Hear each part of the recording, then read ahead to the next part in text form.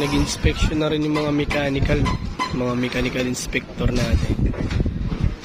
Tsaka electrical. So, para sa auxiliary at saka slips ng pipes. So, inspect nila no kung nandun lahat ng mga abang para sa electrical, fire pro natin.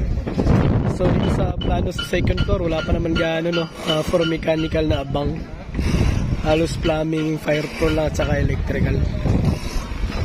Titingnan sila mga plano no. Yan, yung mga tinitingnan nila, yung mga pipes, sleeves, yan, mga ganyan. So yung mga electrical natin, na-team sa contractor, sa client side, saka sa mga foreman, electrical. Yan, yung mga kinakabit ng ganun, mga pipes.